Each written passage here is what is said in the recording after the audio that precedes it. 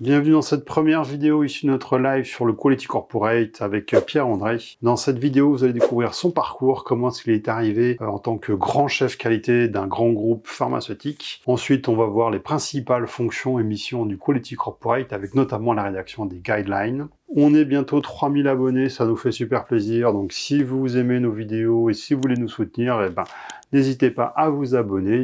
Et puis je vous laisse, bonne vidéo. C'est un sujet qu'on voulait faire depuis assez longtemps, qui est un sujet qui, comme on l'a dit avec Ludo, c'est pas celui qu'on maîtrise le mieux de l'intérieur, parce qu'on n'a jamais travaillé pour du global qualité ou du corporate, mais on a eu beaucoup à travailler avec des gens du corporate, que ce soit en qualité ou en d'autres, voilà. Donc du coup, on a la chance d'avoir Pierre qui a accepté notre invitation pour venir ce soir discuter, voilà, de tout ce fonctionnement. Bonjour à vous, entendez bien? Très content du sujet, moi. Alors, on va en apprendre plein. On va en apprendre plein, puis après, faut pas hésiter. On va essayer de débunker quelques clichés dans la deuxième partie. Oui. On va rigoler avec tout ça. Oui, on va enfoncer des portes ouvertes aussi, comme d'habitude. Vous n'hésitez pas dans le chat à balancer, mais que ça soit des sites vers le global, mais aussi du global vers les sites. On est là, on balance. On est là pour en plaisanter.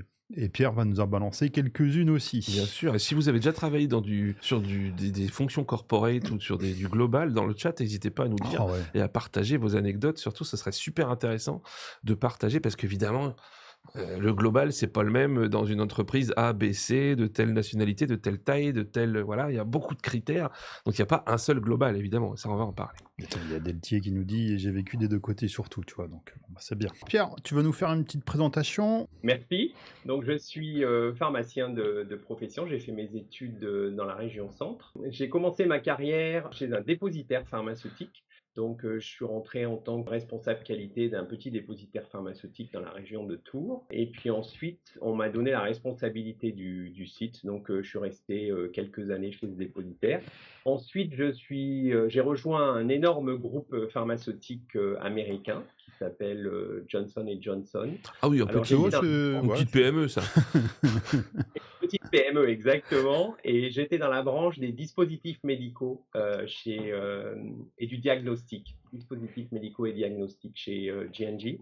Donc, je suis rentré en tant que responsable qualité dans la partie supply chain. Et puis ensuite, j'ai évolué sur des responsabilités Europe. Et pendant ces années, j'ai été aussi certifié Six Sigma Black Belt.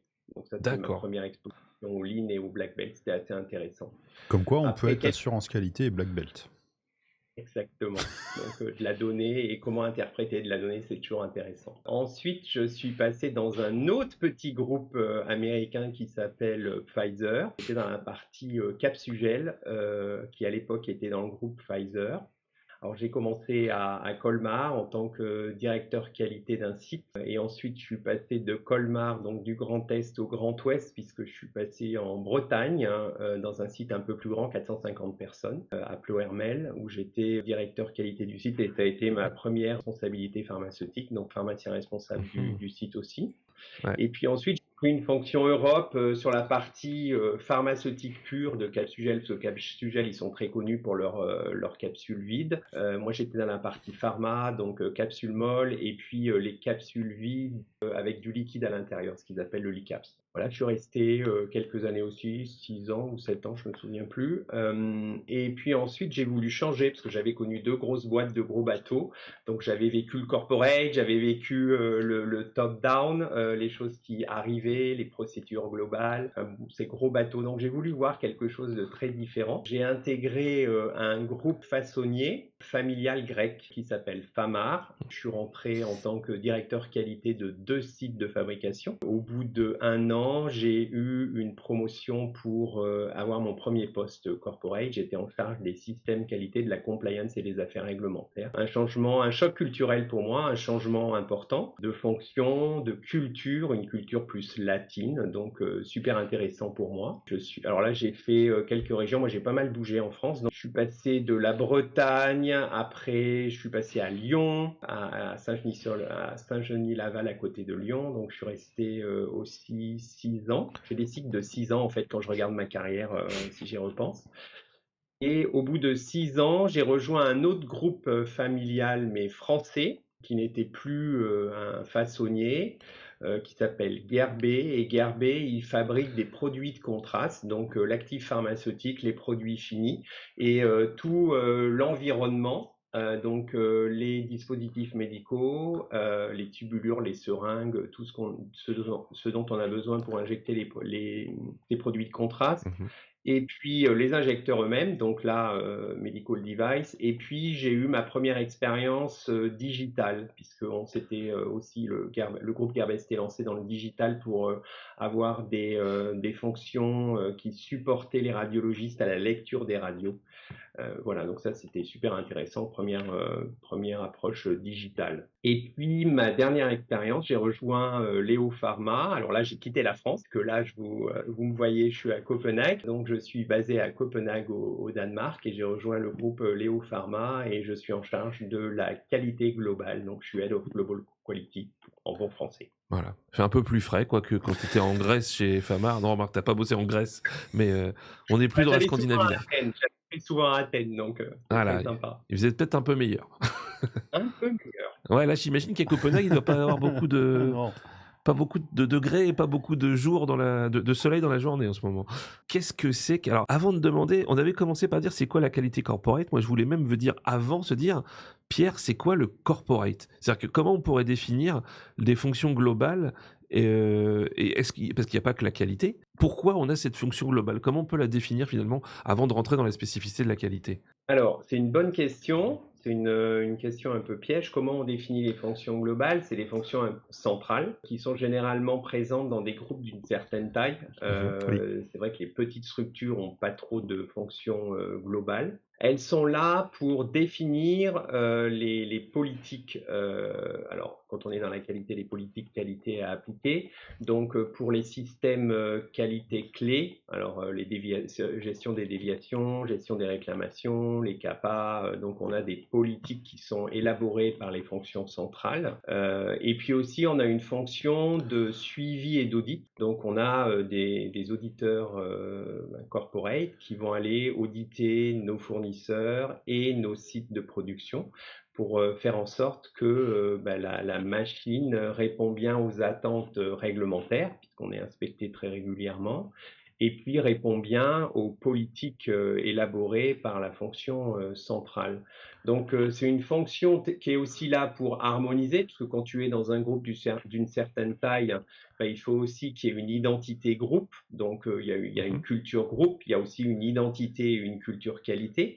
Donc la fonction centrale et corporate, elle est là pour s'assurer que la vision qualité ou la culture qualité est bien mise en place au niveau des filiales, des sites et autres départements dans l'entreprise. Mais on est d'accord que la fonction qualité, alors je connais la réponse mais je pose quand même la question, mais c'est pas un établissement pharmaceutique. C'est-à-dire que Non. si on a un groupe qui a 10 sites, ça peut être soit une seule entité pharmaceutique, soit 10 sites avec 10 entités différentes juridiques avec 10 pharmaciens responsables, et que le corporate en lui, enfin, est au-dessus, est transverse sur tout ça, mais n'est pas une entité, un établissement pharmaceutique à part entière. Moi, je dirais plutôt qu'il est en dessous puisqu'il est en support, donc j'aime pas bon le mettre point. au-dessus. Oh, quelle humilité. Quelle humilité.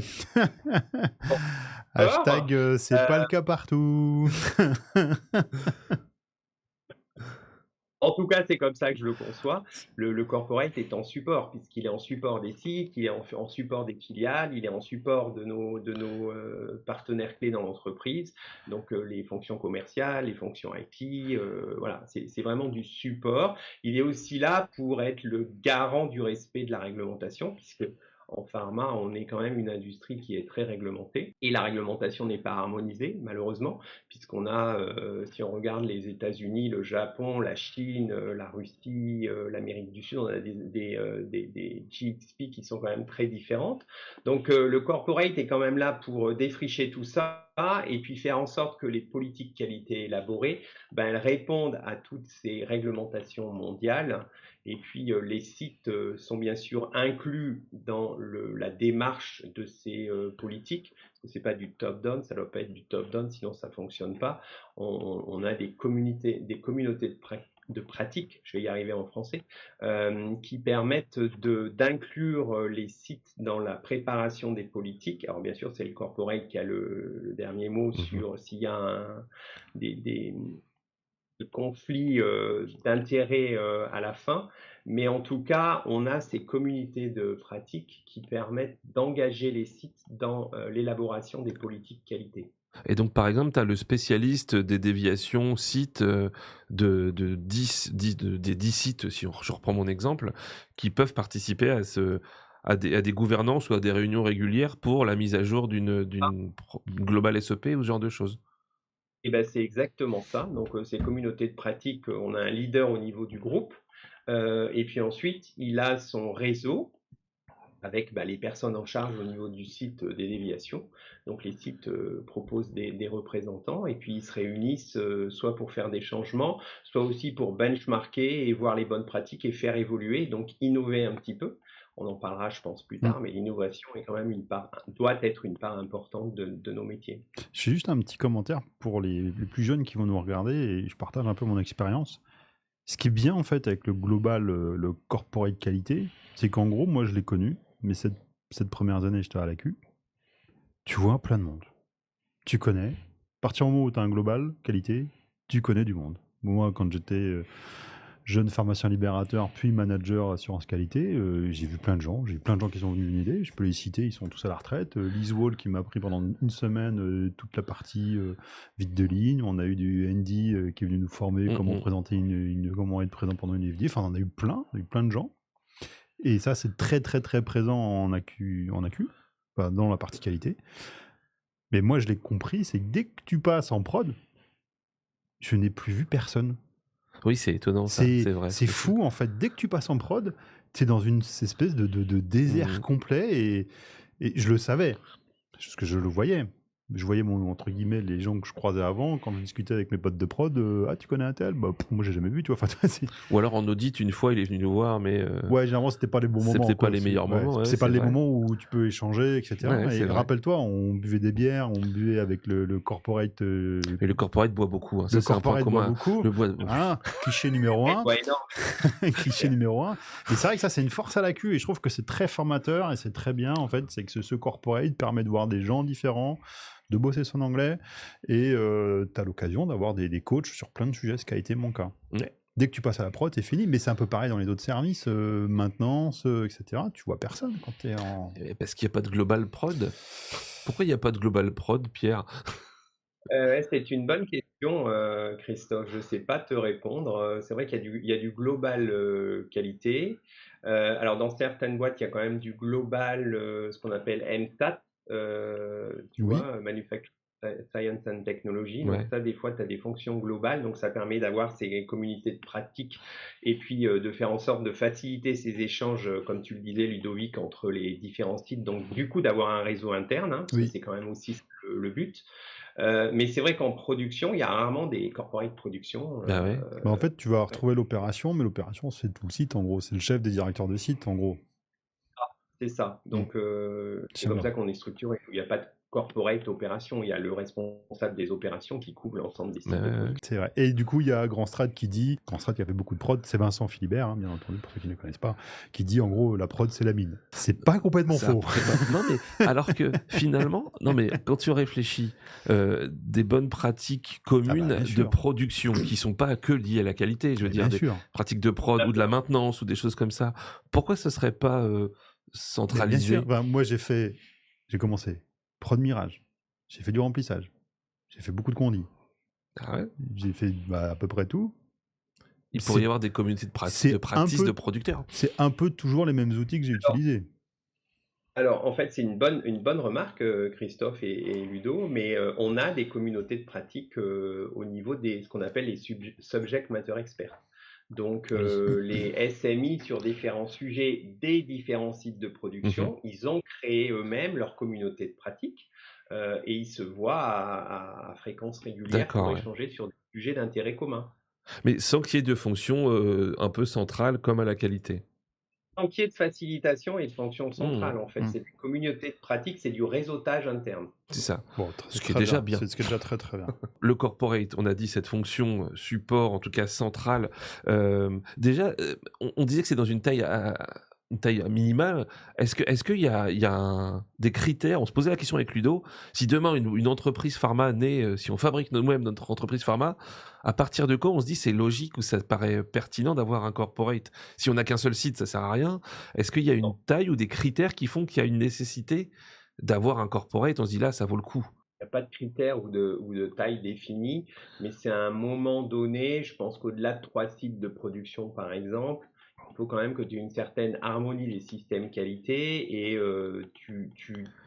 pour moi, c'est logique, à partir d'un certain nombre de sites de production, d'avoir une fonction. Alors après, elle est plus ou moins étoffée, bien sûr, en fonction des groupes, mais d'avoir une fonction centrale qui permet d'élaborer la culture d'abord, et puis les politiques, et puis d'aider quand il y a des inspections réglementaires, à préparer les inspections, parfois pendant les inspections et après les inspections. Donc c'est vraiment de l'aide et du support. Donc il n'y a pas de... Alors on dit toujours en pharma le chiffre magique c'est 3, donc j'ai pris ce chiffre de 3 parce qu'on le met à toutes les sauces. Mais en fait c'est à partir d'un certain nombre de sites. Je pense que quand tu as beaucoup de sites, tu peux pas faire sans corporate qualité ou c'est compliqué. Il y a des groupes, je connais des groupes qui font avec un corporate qualité qui est très lean, mais ça peut être compliqué pour les sites du coup, parce que quand ils ont besoin de support, il faut quand même qu'il y ait un peu de répondants. Ouais, c'est ça. C'est du pull, hein, le modèle corporate, pour moi, c'est du push-pull. Le corporate va aller descendre des initiatives sur les sites, et par contre, le site va pouler le corporate quand il en a besoin. Hein. Moi, je me posais la question, Pierre, aussi, tu vois, sur est-ce qu'à un moment donné, parce que un des buts du qualité corporate, c'est quand même d'harmoniser un peu les pratiques, comme tu le disais.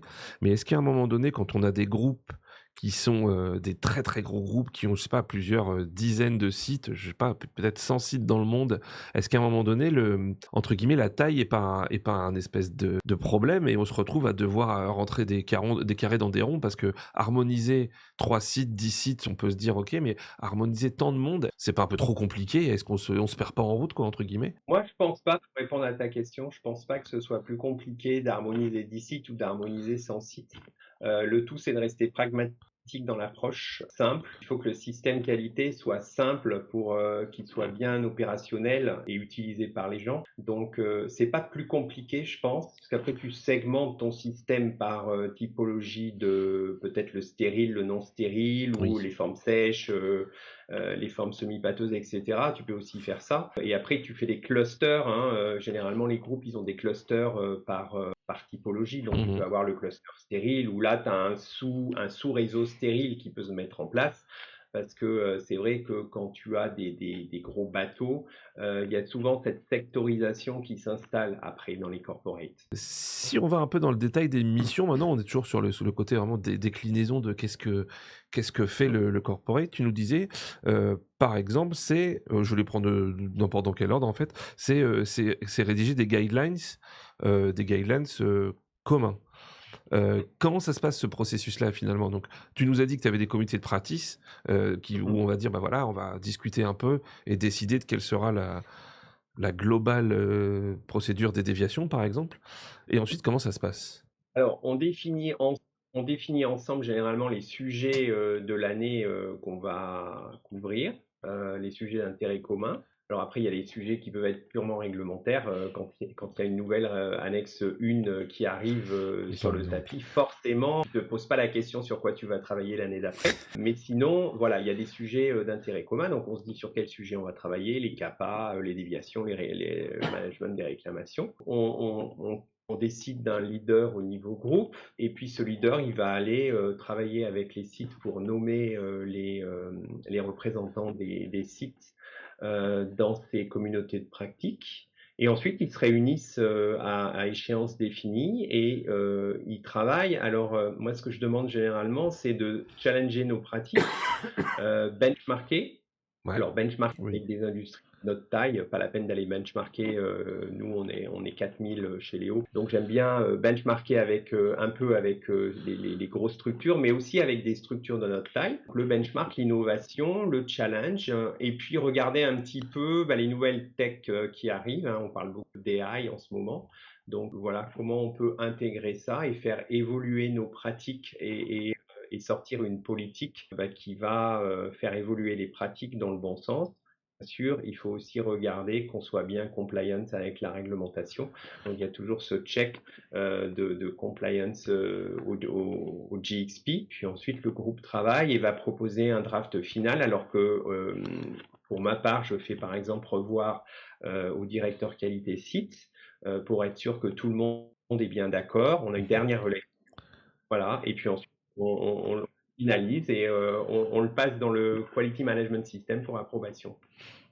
Parce que ça, c'est une question moi que je me suis toujours posée, c'est-à-dire que le corporate, les guidelines du corporate, alors que qu'on les appelle les GQP, etc., c'est Oui. les processus corporate. Alors ils ont tous des petits noms différents, mais ils sont censés être compliants à la réglementation. Donc quelque part, ils peuvent remplacer un peu les BPF. Pour autant, quand on a la NSM qui vient nous voir, la NSM, quelque part, elle nous inspecte par rapport au BPF aussi.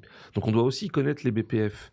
Donc on a cette espèce de double truc qui alors, est rarement très contradictoire en général, mais le corporate peut en demander un petit peu plus. Mais du coup, c'est quand même toujours intéressant de savoir si le corporate en a demandé un peu plus parce que c'est quelque chose qui est harmonisé. Est-ce que ça vient vraiment des BPF? Il y a tout ce multiple référentiel, tu vois. Déjà, la Global SOP est censée être la partie de toutes les réglementations le condensé de toutes les réglementations qui te concernent. Ouais. Donc FDA, US, enfin FDA, Japon, etc., etc. Ouais. Parce que il faut que ça soit, je pense, les plus restrictifs pour que quand tu vas prendre ce résumé-là, tu es sûr que tu couvres tout. C'est quand même déjà le premier objectif de la globale.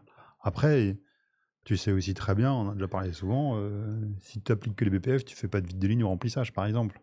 Oui. Là où je m'attends que la GSOP, elle te dise, ok, c'est pas parce que c'est marqué conditionnement uniquement dans les BPF que... Donc oui, c'est peut-être aller encore un peu plus loin que les BPF. Et les Global SOP sont censés quand même être des référentiels qui ne sont pas opposables, mais qui évoluent plus rapidement que les BPF. Oui, puis qui font quand même l'état de l'art, entre guillemets, enfin au sein même d'une entreprise en tout cas. Parce que je te rappelle que tu as quand même plein de choses qui n'existent pas. Dossier de l'eau, oui. c'est quasiment pas cité. Déviation, très peu, mais c'est pas décrit. Vide de ligne, c'est cité que 3 fois et ça se contredit. Il a fallu attendre. Bon, il y a eu la révision de l'annexe 1 qui dit beaucoup de choses, et tant mieux. Mirage, une activité essentielle et extrêmement critique. En gros, c'est l'inspecteur français qui va te dire, moi on me l'a dit, bah non, moi t'appliques la 1790, moi je suis NSM, tu sais que la 1790 elle existe, donc tu dois l'appliquer. Donc ça, c'est au moins étonnant. Ce qui est un peu étonnant. Hashtag, je cite pas de nom, mais... Ne cite pas de nom. Je cite pas de nom. C'était assez proche de la annexe 1, ce monsieur. Et du coup, c'est comme ça que moi, j'ai aussi la Global SOP, c'est de faire cette synthèse-là des règles, des vraies règles. Parce que tout n'existe pas dans les BPF. Même s'il faut bien connaître les BPF, Voilà. hashtag, allez regarder claquettes, chaussettes et BPF. Exactement. Exactement. Non, tu as raison, Ludovic, c'est exactement ça. Donc, tu as le dénominateur commun qui doit être en fonction de l'entreprise et de la taille et des marchés de l'entreprise. Est-ce que tu es aux US? Est-ce que tu es en Chine? Est-ce que tu es au Japon? Est-ce que tu es vraiment global? Donc, ton dénominateur commun, c'est l'ensemble des bonnes pratiques dans ces pays-là. Et puis ensuite, tu as quand même la culture qualité de l'entreprise. Donc, ça donne des standards. Hein. Je pense que c'est pour ça qu'on n'a pas une politique qualité sur les déviations, parce qu'après, il y a la façon de faire dans l'entreprise avec la culture et la patte de l'entreprise qui doit se retrouver dans la politique qualité. J'ai vu des guidelines sur les déviations extrêmement complexes. J'en ai une en tête qui faisait 92 pages, où les gens étaient très contents de me montrer leur bouquin parce que c'était 92 pages la politique qui décrivait comment gérer une déviation. Et puis, tu as des autres cultures d'entreprise qui sont plus dans la simplicité. Donc, tu vas avoir des choses beaucoup plus simples avec des diagrammes, des flowcharts, des arbres décisionnaires. Voilà. Donc, tu as aussi une patte culturelle de l'entreprise qui est importante dans les politiques qualité. J'aime beaucoup ce que tu nous as dit hier. Est-ce que tu peux leur citer cette expression que vous utilisez chez toi? Alors, nous, on utilise le KISS, le Keep It Simple and Smart. Voilà, donc on est beaucoup dans le KISS dans l'entreprise. C'est quelque chose qui est un motto de notre culture qualité. Et puis le good is good enough, donc mettre la barre au bon niveau pour l'entreprise voilà, dans laquelle je travaille. Ça Donc n'a on rien a à voir avec ces... ce célèbre groupe de rock, on est d'accord. Rien à Kiss. voir avec Europe. Rien En à plus, il voir. aime pas le hard rock, il nous a dit. Oui. Donc Kiss avec le métal et C'était tout ça. vraiment du hard rock Kiss. Juste pour finir sur cet aspect guideline, donc ce qui se fait aussi en général, c'est que finalement, c'est pour faire la transition avec les audits, j'essaye de faire le journaliste, les Ouais, sites vas-y. vont devoir faire finalement des sortes de gap analysis entre leurs procédures et cette nouvelle, pas réglementation opposable, mais en tout cas ce nouveau référentiel qui va être le référentiel du corporate et dire, ben voilà, le corporate, en plus des BPF, m'a demandé de faire ça sur le processus déviation. Est-ce que je suis compliant à ça pour essayer d'harmoniser un peu? Il y a le côté un peu berger, quoi, de mettre tous les moutons sous le même le processus commun ou sur les voilà. Et donc on fait des gap analysis de chaque guideline et puis en fait on a en général des CAPA qui sont liés à des audits corporate ou en tout cas on a des CAPA même liés au gap analysis, c'est-à-dire qu'on a fait l'écart, on dit ah là le site il est pas vraiment dans les clous, là non plus, et les CAPA c'est rarement juste on va remettre à jour la procédure parce que sinon ce serait trop facile, c'est qu'il y a des processus à mettre en place, des formations, des choses comme ça, enfin c'est pas uniquement on change 3 virgules et puis basta, donc de ces CAPA finalement c'est un autre type de CAPA finalement. Il y a ceux qui viennent des inspections, ceux qui viennent des audits fournisseurs, des audits internes, des choses comme ça, des auto-inspections, et ceux qui viennent du corporate, quoi. C'est ça. Pour les façonniers, il y a aussi les audits clients qui enrichissent cette base CAPA. Mhm. Mais tu as raison. Et après, le corporate est là pour vérifier que les sites ou les filiales ou les centres de distribution, comme tu en parlais, appliquent bien les politiques définies donc, lors des audits. Alors, les audits sont à fréquence variable. On a une analyse de risque en interne pour définir la fréquence des audits de nos sites. Si le site fait du stérile, on va aller plus fréquemment auditer que s'il fait des formes sèches, par exemple. Donc, on a des clés pour définir les fréquences en fonction du risque que nous, on établit. Mhm. Et puis, pendant ces audits, on va aller vérifier l'application de ces politiques. Mais pas que. On ne regarde pas que ça. Et ouais.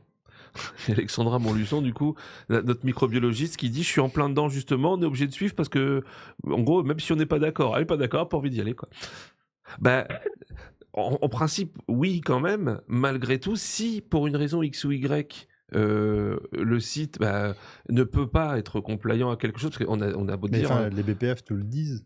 Oui, si tu justifies que tu fais Oui. autrement et que c'est aussi bien, à la limite, le Oui. corporate va pas être Enfin, bête et méchant. Pourquoi le BPF l'autoriserait et pas le non. corporate? Si c'est applicable chez toi et que tu fais du stérile, blablabla, et qu'il y a une procédure sur le stérile, blablabla, que tu la suis pas, c'est pas très très logique. Sauf s'il y a une exception. Mais si tu rentres pas du tout dans les cases et que tu dis je prends un peu l'esprit et que j'arrive à trouver quelque chose qui colle quand même, il y a toujours moyen de négocier, quoi. Le but c'est d'harmoniser, mais pas à tout prix non plus. Si c'est pour faire rentrer, encore une fois, un carré dans un rond, ça sert à rien, quoi. Je fais une énorme parenthèse. Enfin, si. Il y a le meilleur conseil.